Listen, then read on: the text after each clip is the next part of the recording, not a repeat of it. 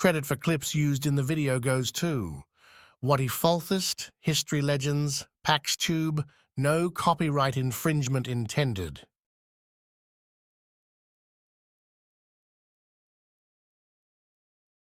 1400s, European adventurers set out at sea and began what is today called the Age of Discovery.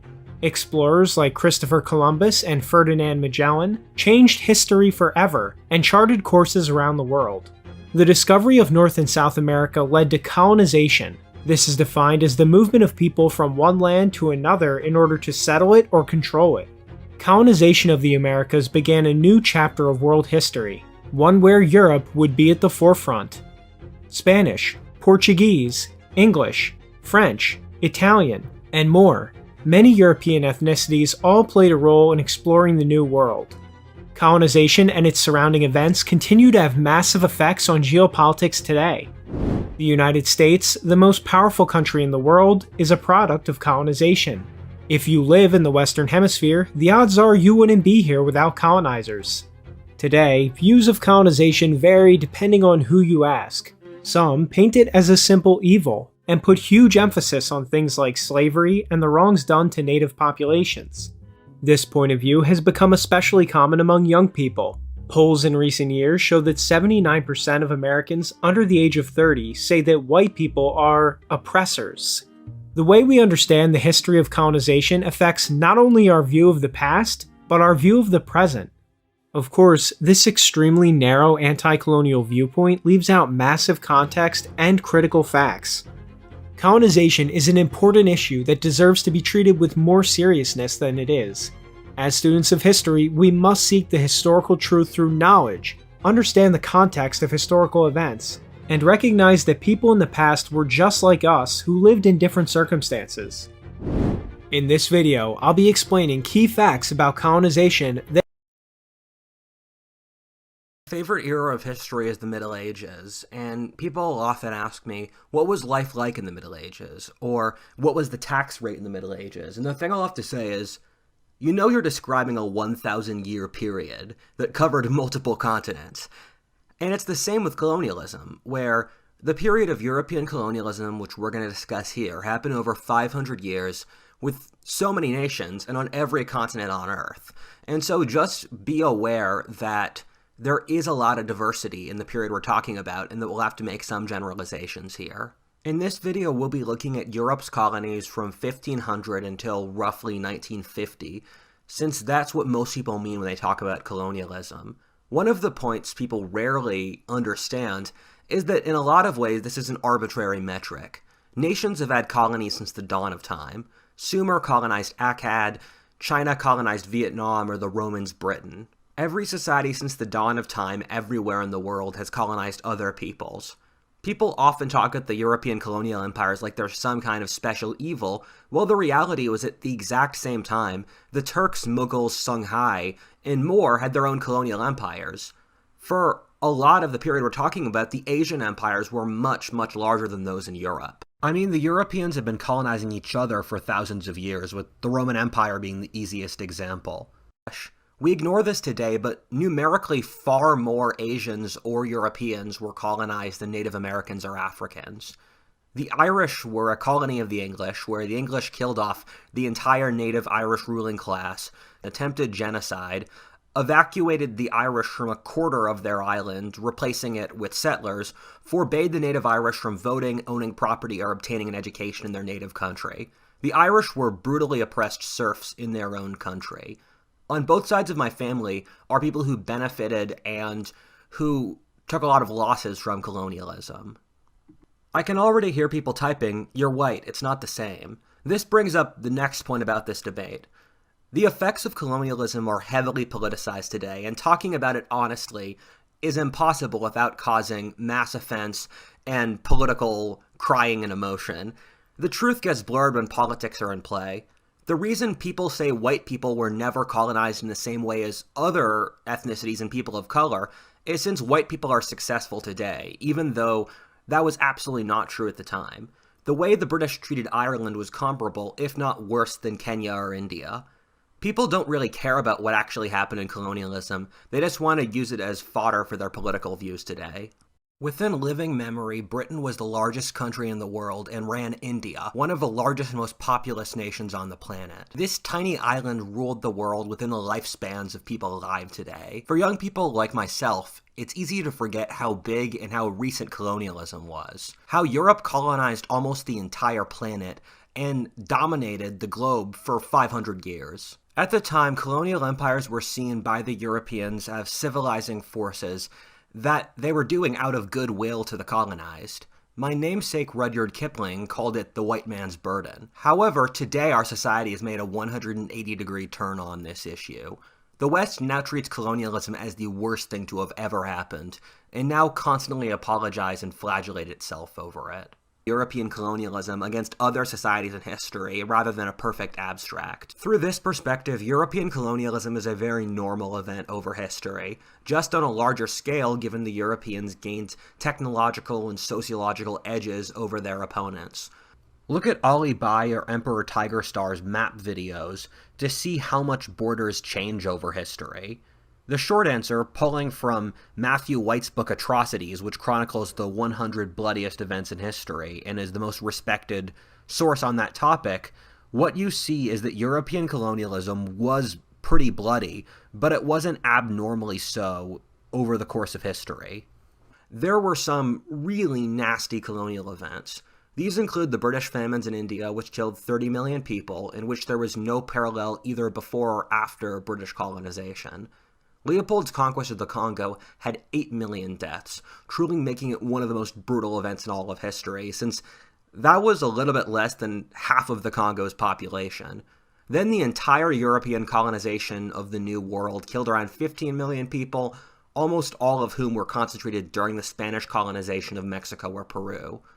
Finally, the Atlantic slave trade had a similar death toll around 15 million. These are horrible numbers, and I don't want to discount that the people who lived through these, it was a horrifying tragedy, but there's nothing particularly abnormal about them. The Muslim slave trade, unlike the European, killed around 20 million people. The Muslims had their own empires with genocides, such as the Armenians or Jews, or the brutal invasion of India. 8 out of the 10 bloodiest wars in history were fought in China, and the Japanese have also been brutal colonizers, killing 20 million. The medieval Mongols killed staggering numbers of people, approaching 80 million. The great irony is that for the last few decades, the biggest critics of colonialism have been Marxists, but they score so much worse than colonialism. Mao killed 40 million people, Stalin 20 million, and other communists over 20 million. Marxists criticizing colonialism for being bloodthirsty is the pot calling the kettle black. However, another point here is the Europeans have killed far, far more of each other than people of color.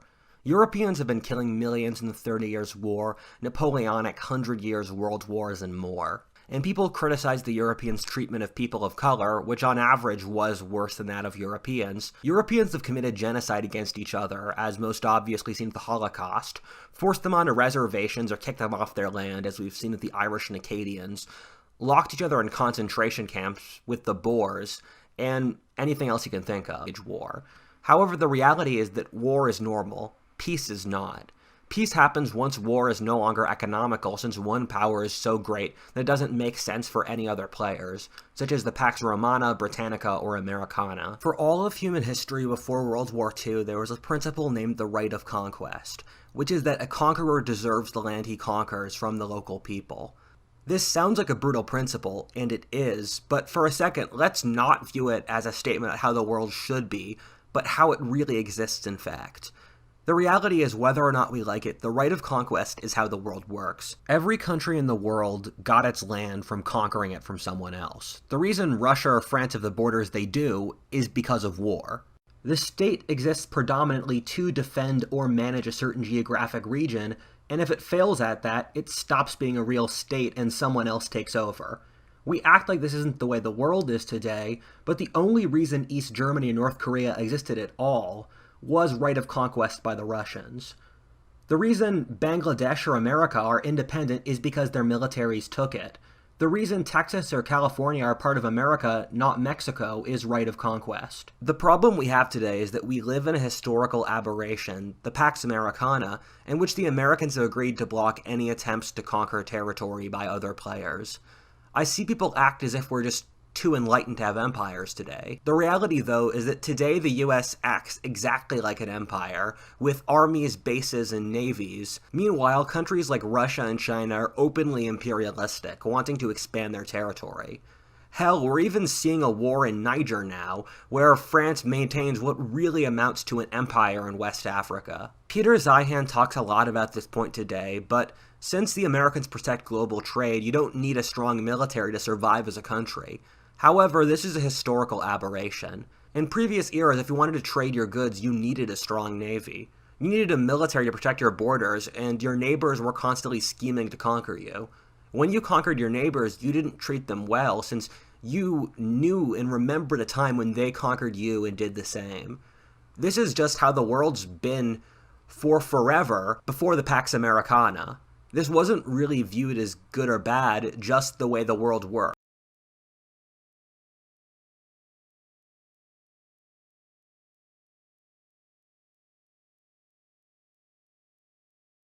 Colonial authorities by African tribes and kingdoms. But who cares about the truth? It simply slows us down from promoting our political agenda. Okay, do you want to trigger woke historians? Arwa, come here. They will never admit that in most cases the French conquered Africa with locally recruited troops. You see, when the French captured Algiers, all the soldiers on the payroll of the Ottomans were now without a job. The French said, don't worry, we'll pay you and you'll fight for us now. And that's how the French army incorporated multiple regiments of Spahi cavalrymen, as well as battalions of locally recruited light infantry, mainly from the Zouawa tribe, which would eventually become the famous Zouaves. Who do you think marched through Africa raising this blue, white, red banner? For the most part, regiments of West African infantrymen. Even more controversial, it has to stay between you and me. It happened countless times that local African chieftains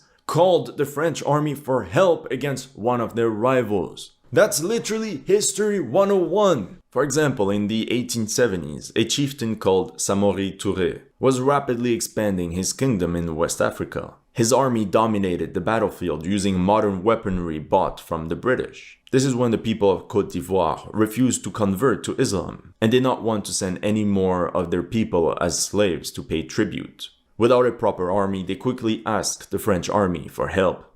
And the conquest of West Africa was completed by General Alfred Dodds. Both of his parents were light-skins, mixed French and Senegalese. Alright, enough with the facts. Let's continue.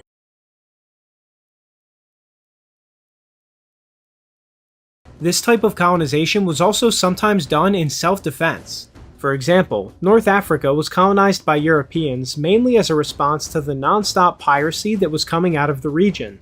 France and Spain conquering Algeria and Morocco finally ended the reign of terror of the infamous Barbary pirates.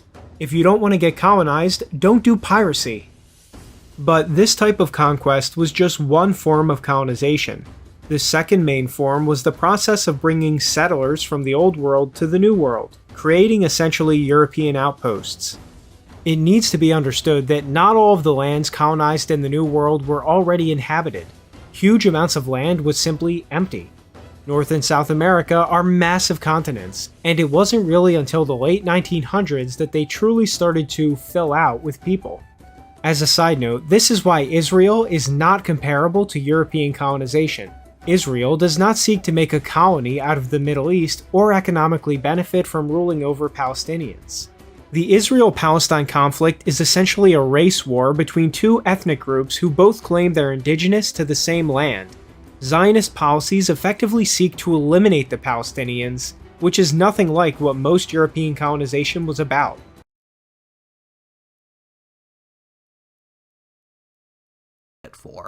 In this scarce world, the choice for colonialism was if you would help your country's poor at the expense of another country's. The idea of colonizing the New World was a ray of hope for millions of desperately poor people. The precedent that we're trying to judge the rest of history from exists in only a handful of countries for 80 years, and we can't hold on to it, so we're judging the entire human experience from a very weird sliver of history. We're not better people today, we're just richer and more complacent. We tolerate loads of horrible stuff when it's not in our immediate view, whether the close to slave labor conditions that make our clothes, mine the ships for our phones, factory farming, and our society tolerates cancel culture or modern witch burnings over very minor things. In our society, just go online and you'll see that we're incredibly cruel to each other. If you look at Twitter, it's impossible to believe the average person has advanced beyond witch burnings to real tolerance and humility. I remember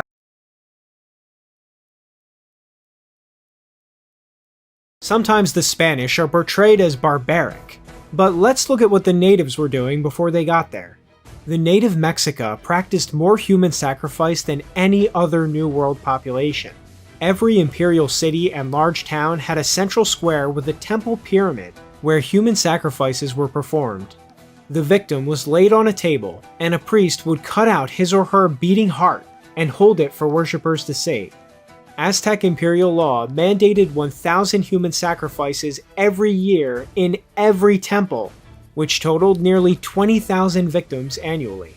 They did this because they believed the world came into being through the sacrifice of the gods, and they could only be sustained by the sacrifice of human blood. I point this out not only to show the reality of history, but also to give a sense of gravity to what losing to the Aztecs meant. Of course, the Aztecs weren't alone in practices like this. Tribes like the Goitaca were cannibalistic. Sources note how they not only ate humans for ritualistic purposes, but they enjoyed the taste of human flesh and ate it for pleasure. European colonization brought an end to all of these practices. Now, the Spanish conquest of the Aztecs was significantly aided by technological superiority. Having guns and horses while your opponent does not is obviously a major advantage. However, the conquest was significantly aided by other native tribes who hated the Aztecs. Over 200,000 natives joined the Spanish in a coalition to bring down the Aztecs. This coalition would be what defeated the Aztec Empire once and for all.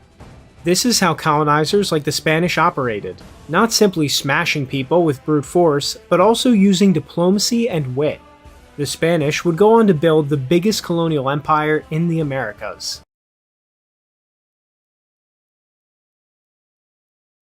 We keep on calling people in the 19th century racist, but remember, Britain ended the Atlantic slave trade and then made it so that other countries also couldn't practice it around the world. The northern United States lost hundreds of thousands of people to end slavery in the South.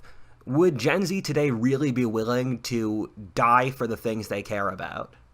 I'm going to be discussing a lot of objectively horrible things here, like the Spanish invasion of Mexico, which killed millions of people, or the African slave trade. I know the Europeans did some really bad things in colonialism, but I want to play the devil's advocate to explain for some of the reasons why they did.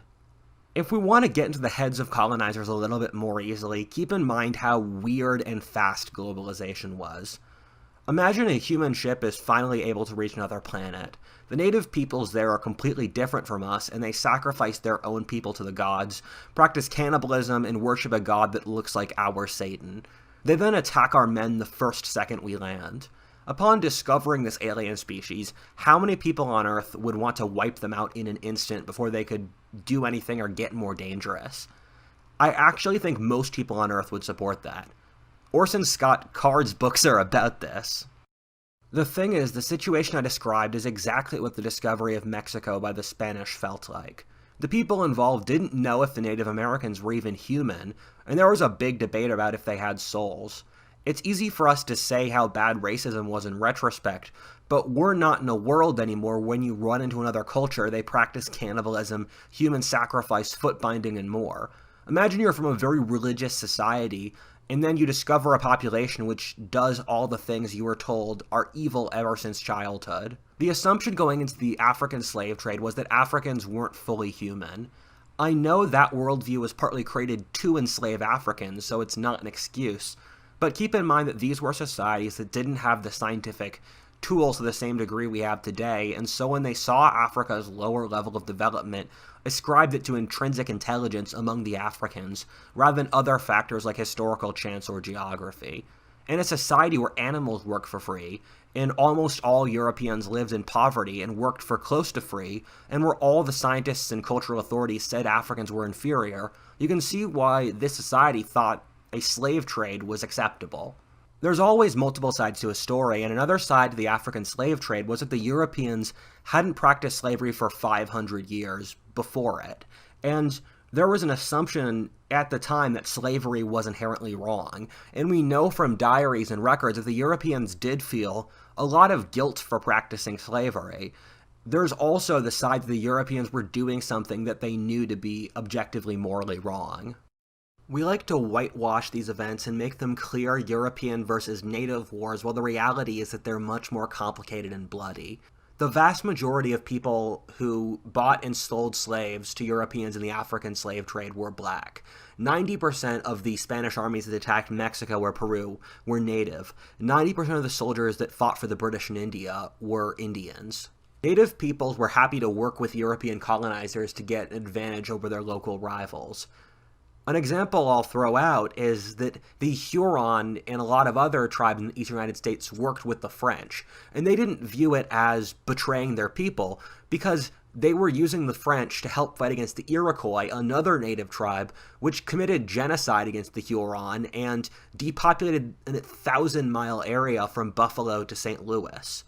Both sides, not just the Europeans, were brutal here. People give the Tlaxcala a lot of crap for teaming up against the Aztecs, but the Aztecs were a giant empire that had killed millions of people and was trying to conquer the Tlaxcala, and then the Tlaxcala, by siding with the Spanish, gave themselves kind of the positions of being a new nobility inside the Spanish Empire, and the Spanish gave them pretty good self-governance until the fall of their empire, so it was only a betrayal from their entire race's perspective.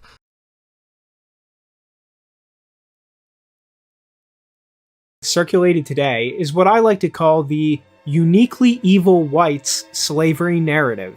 It essentially states that Europeans are uniquely evil for slavery and thus should be punished in the modern world for their supposed crimes. In the following section, I will dismantle that narrative. Let's start with some basic, undisputed facts. Slavery is something that's been practiced through all of human history, in all lands, at all times, in one form or another. The ancient Greeks had slavery. The ancient Chinese had slavery. The Islamic world had slavery. Ancient Israel and the Jews had slavery. Africans engaged in slavery. The man you see on the screen was named Tipu Tip. He was a Zanzibar merchant who owned over 10,000 slaves. Odd how people like him aren't talked about more. In fact, slavery still exists in many parts of the world today. The point here is that slavery did not magically appear in the 1500s.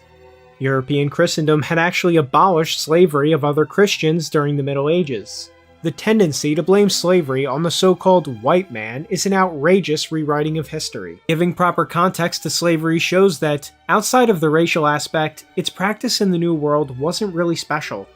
Slavery in the New World was also not something that only European Christians participated in. Jews, Native Americans, and free blacks were enthusiastic participants. Even Jewish sources like the Israeli-run newspaper Haaretz note that Southern Jews owned slaves in comparable numbers to their white, non-Jewish neighbors. But hold on, I'm not even close to done. The slave trade in the Americas would never have been possible without the slave trade that already existed in Africa. African kingdoms sold their slaves to colonial companies who then transported them to the New World. This is all worth pointing out not to moralize about slavery, but to show that it was a multi-layered issue. The point here is not to villainize anyone. It's to point out how the way that some people today talk endlessly about slavery and treat it as a white-only endeavor is deeply deceptive. They know the true reality, that all groups were involved, but they suppress this in order to advance their own political agenda. During colonization, slavery also wasn't universally practiced. There were, from the beginning, many different rulers and religious leaders who forbade it. Charles V, Holy Roman Emperor, forbade his subjects from enslaving or robbing native peoples in mission lands. In 1537, Pope Paul III issued a document known as Sublimis Deus, where he announced that abuse of Native Americans would carry the penalty of excommunication.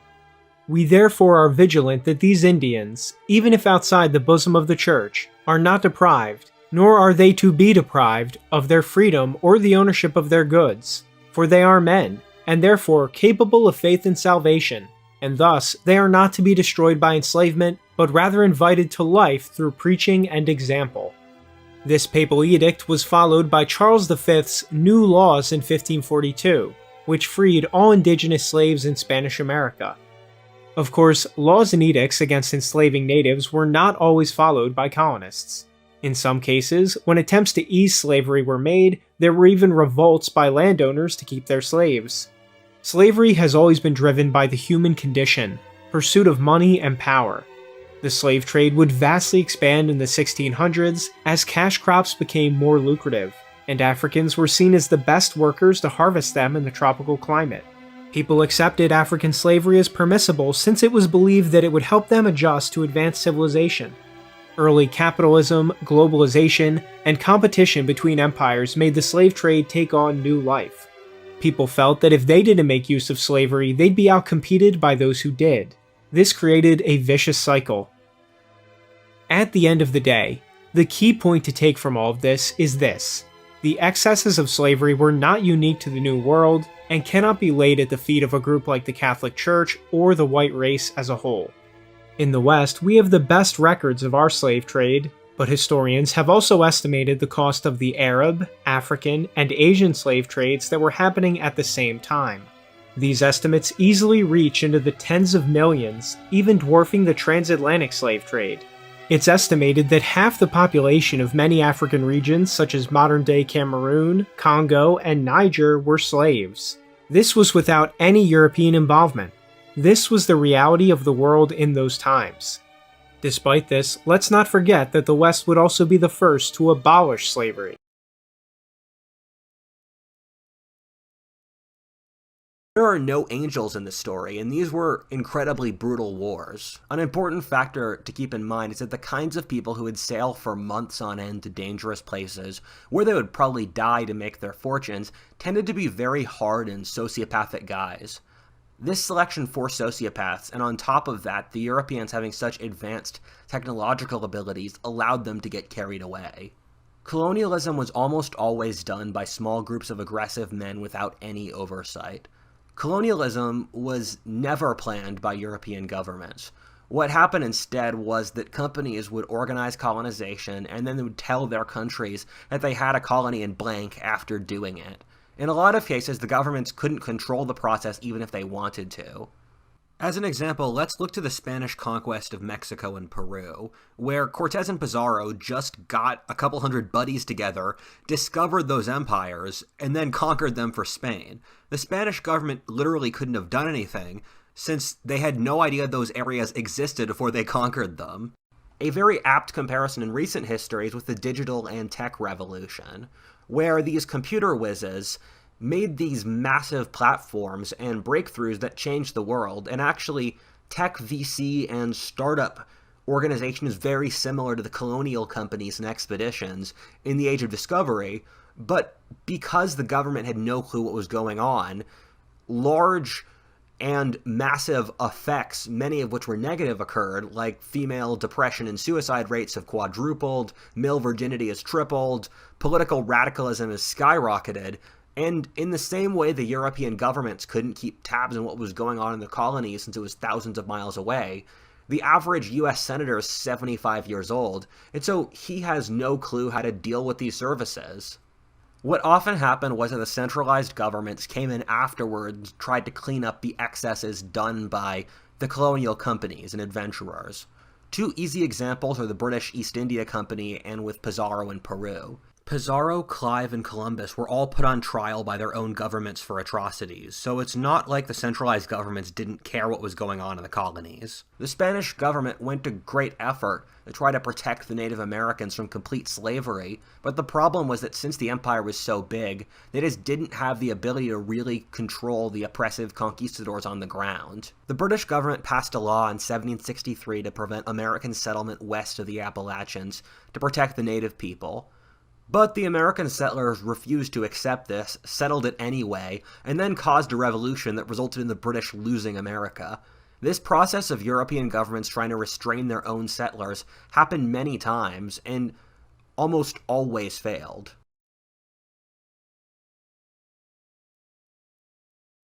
These so-called man-made famines, which 5 million people, where you got those figures from, died in.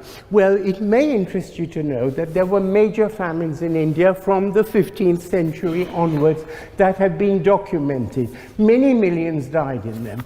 In fact, every 40 years, southern India had major famines. This was before the British were anyway in India. Now, from the 1880s onwards, the British introduced something called the Famine Codes. The Famine Codes basically gave food for work. They were a public relief operation which targeted famines, eradicated famines, so that there were no famines till 1943. No, when the Bengal famine happened during wartime, and poor Churchill was blamed for it, even though it was due to hoarding by Indian merchants and speculators, not by the British, and it was in the middle of a world war. The British eradicated famines from the 1880s onwards, and the British Famine Codes, no, the British Famine Codes were taken on by the Indian government after independence and carried on till the 1960s because they were so effective. Okay, now, no, I'm not giving way. Well, I'm not giving way. Now, one incontrovertible fact was that the Indian population was 170 million when the British arrived in the 18th century. It was 450 million when the British left. This was in spite of these so-called famines. This was due to major public health improvements, major nutritional improvements under the Raj. Now, coming on to these so-called violent acts of suppression against indigenous populations fighting for self-determination, which was part of your incredibly biased motion. It might interest you to know that the British abolished slavery, and slavery was practiced by West African tribal chieftains who did very well out of it and continued to supply the Middle East and China and the slave markets there much after the British abolished it in the 1830s. And the British abolished it across India. No, the British abolished it across India no, I'm sorry, I'm not giving way. Don't interrupt. So they abolished it across India, which had widespread slavery, and in some ways still does. But the British did their best to stamp it out. They all know. Amplified by media and academia, what we should actually look at is all of the positives. One of the most obvious positives of colonization was the positive mark the colonial pioneers left on history. Exploration of the globe has had benefits for mankind that are hard to calculate. The creation of sea trade routes across the world led to a major increase in the global standard of living.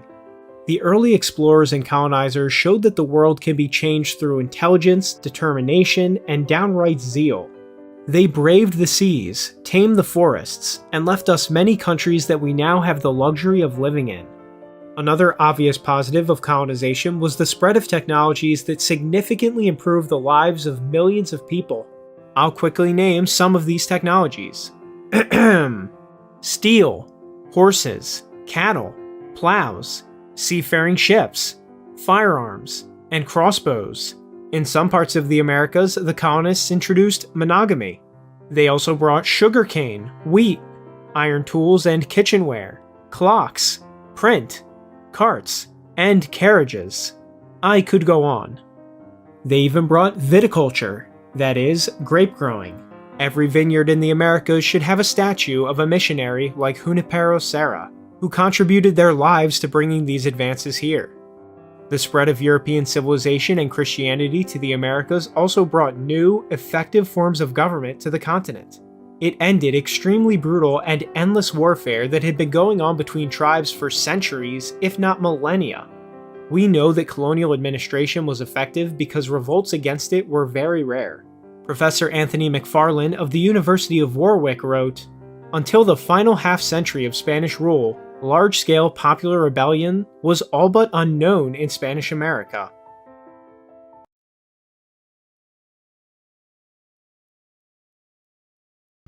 If we throw the baby out with the bathwater, we remove modern science, medicine, technology, democracy, the Columbian Exchange, human rights, and more out the window.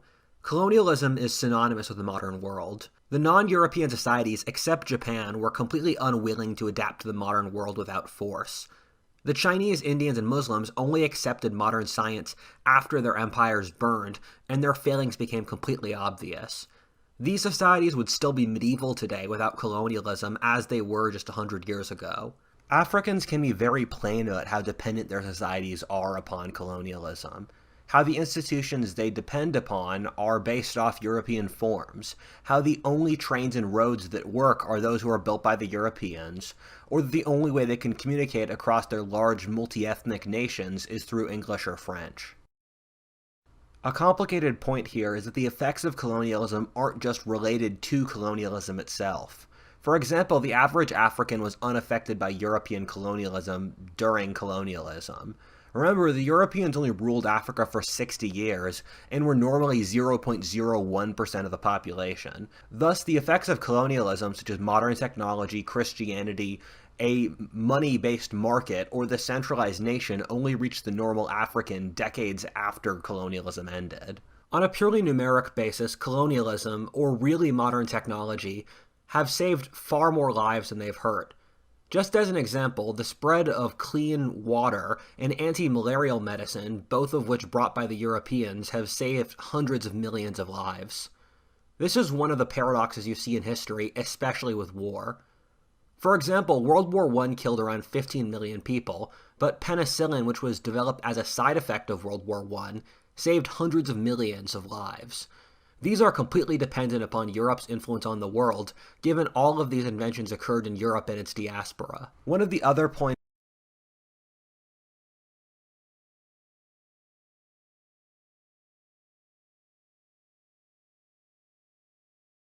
investors. In West Africa alone, the gains from colonialism exceeded 3.2 billion francs in 1914. Typical woke tactics by throwing random numbers that have absolutely no meaning. What does 3.2 billion francs from 1914 even mean?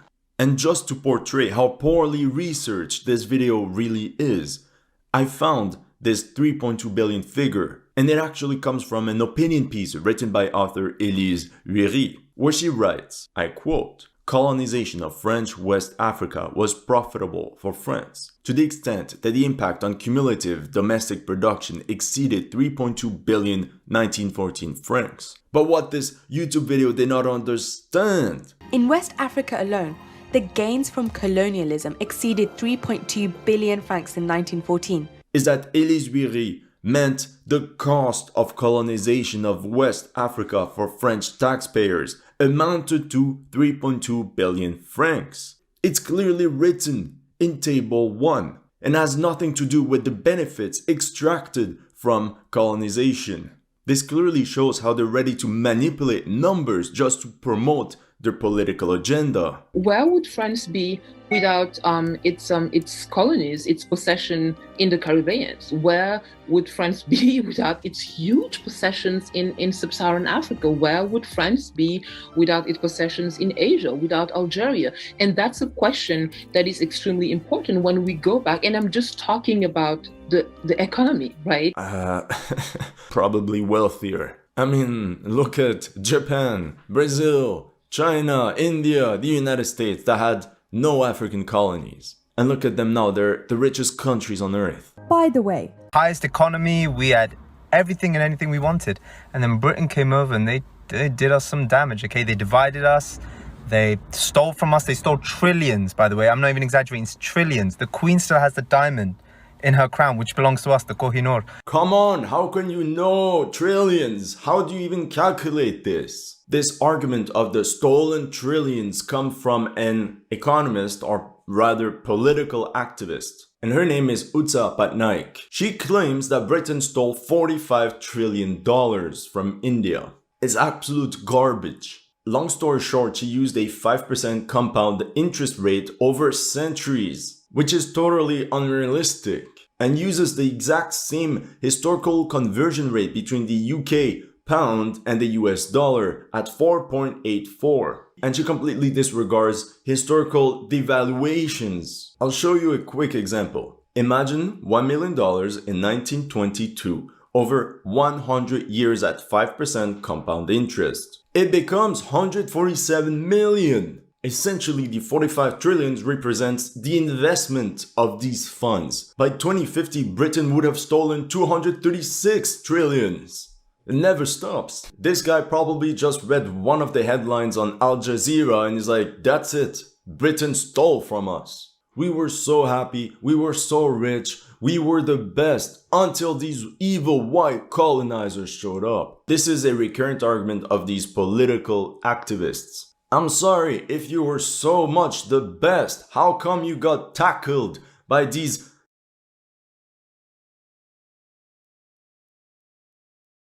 Colonization of some form or another has gone on since the ancient world. When a society becomes healthy and thriving, it often looks to expand to new lands and shores. Expanding outward is one of the primary signs that a civilization is working. The ancient Greeks, for example, were famous colonizers. They spread themselves all across the Mediterranean. Greek culture and trade flourished across multiple continents for centuries. The Phoenicians, a people native to the Middle East, were another ancient group who were successful colonizers. Carthage, a city you may have heard of, was their most successful colony. It would go on to challenge Rome for control of the Mediterranean world. The point I'm making here is that colonization was by no means something that started in the 1500s by Europeans, even if Europeans would go on to be the most successful colonizers in history. The Age of Discovery started at the end of the 15th century. It was driven by many different factors. Contrary to what some think, Europe was already a prospering civilization long before colonization. The 1400s are known as the Late Middle Ages. Europe had recovered from the Black Plague and was excelling in commerce, religion, art, and urban development. Research indicates that by the 1400s, parts of Europe like northern Italy were the most developed in the entire world. You can see on this map how in the year 1500, before any major colonies were established, Western Europe already had a serious portion of the world's wealth. Economic historians like Professor Stephen Broadberry have shown that Western Europe had already achieved a higher standard of living than places like Asia by the late 1300s. Islamic piracy that had devastated Mediterranean commerce for centuries had been driven back. European navies had gained naval supremacy and could protect their coasts better than ever before. The Reformation had also not yet occurred, and most of the European continent had religious unity through the Catholic Church. Historian Alfred W. Crosby noted that in Columbus's day, Europe had the highest degree of mechanical and technological knowledge in the world. A classic sign of a healthy civilization is whether it's expanding outwards or collapsing inwards. Colonization at this time should be seen as a healthy, powerful Europe reaching out to new parts of the world. Compare this to, say, modern Europe, where the countries are in decline and their birth rates have collapsed. In fact, one could easily make the argument that modern Europe is being colonized by mass immigration. To put it simply, Europe in the late 1400s was a growing and vibrant place bustling with life. Missions of colonization to the New World would put this vigor on full display. Any suggestion that colonization was done by desperate, poor Europeans is absurd. Europe at the time of colonization already had wealth. But there would be one pivotal event that kicked off the Age of Exploration.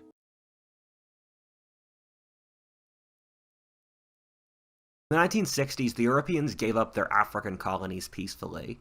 The reason was that the Europeans no longer had growing populations that made the colonies make sense, and on top of that, the African colonies weren't profitable. We forget this today, but Europe was losing large amounts of money holding on to Africa, which was lightly populated and poor. In 1900, less than 1% of the British stock market or economy was involved in Africa. The entire British Empire was only 15% of the British stock market and foreign trade and economy, most of which was white colonies like Canada or Australia, followed by India. Colonialism happened not because it was super profitable, but simply because the Europeans could do it. As a final point, people like to say that Europe and the Industrial Revolution and modernity stemmed from colonialism, and there is literally no evidence for this and lots of evidence contrary to it. Europe was already the wealthiest and most technologically advanced place in the world by a significant margin at the end of the Middle Ages, and after colonialism, Europe's economies took off while those of the colonies collapsed, which signified that colonialism was an economic drain to Europe, but a boon to the colonies. There's also no correlation you can run between colonies and wealth. Places with very large colonies, such as Spain or Portugal, would often fall behind economically. And from everything we see, colonialism was a representation of Europe's advancement and technological and economic superiority rather than being an effect of it. There's no parallel to this in other world cultures. The West's humanitarianism is not normal, and we forget that the rest of the world's never gotten on board. The Russians are invading Ukraine now, the Turks are actively building a new empire while oppressing the Kurds, India is oppressing its Muslims in Kashmir, while most societies in Southeast Asia are committing genocide. China is also committing genocide, colonizing ethnic minority regions, and turning itself into an Orwellian state. The humanitarian streak grew in the West as it became wealthier. There's an interesting book named Fairness and Freedom, which talks about the settlement of both America and New Zealand. The wars against the natives were much bloodier in the US, while the settlement of New Zealand was peaceful. This is since the Enlightenment changed the worldview from natives being heathens without souls to being part of the universal brotherhood of man. As I've said before, the West isn't special for practicing slavery. The negatives of European colonialism are common across empires in every society, but at the same time, there is no parallel to the better aspects of European colonialism. Europe giving up its colonies peacefully has no parallel in history. It's sad that the Europeans can't be proud or the Africans grateful for doing something that is insanely generous by history's standards. Although the Europeans were deeply brutal, there is no parallel over history to their generosity with their subjects. There's a book named The Barbarous Years about the British colonization of Eastern North America in the 1600s. There's an interesting anecdote that Jamestown, the first British colony in America, was run by a man who was sympathetic to the Indians. He signed a peace treaty with them and tried to do goodwill with them. The natives just used this as cover to launch an attack on Jamestown, which killed him. When we backseat drive at history, we forget what it was actually like at the time. The reason people don't trust other groups is because stuff like that's normal. Liking each other and goodwill is strange. However, this story from Jamestown is demonstrative of this European humanitarian impulse that you saw for all of colonialism, which is absent from other cultures. It goes back to the Spanish colonization of the Caribbean, which Bartolomé de las Casas wrote letters reprimanding the enslavement of the native tribes. The Spanish crown then went to great effort to protect the native population from the conquistadors. One of my favorite eras of history is colonial America, and there is a very clear streak among the British settlers of caring about the natives, and often genuinely like them, even as they fought them.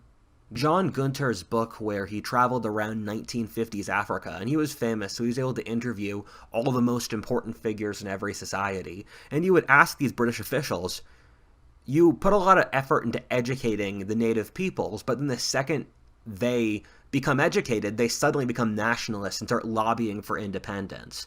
And the British officials will say, we do it because it's the right thing to do, and whether or not they become nationalists is their private choice as individuals.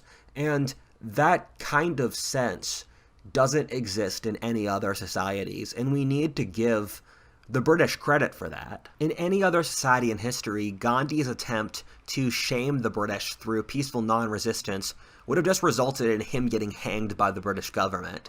The fact that that didn't happen suggests a morally much more advanced regime than almost anything else in history. The West did something genuinely great in changing itself for the better and becoming humanitarian, but as other eras of history would have immediately told us, kindness doesn't get you much love in international politics.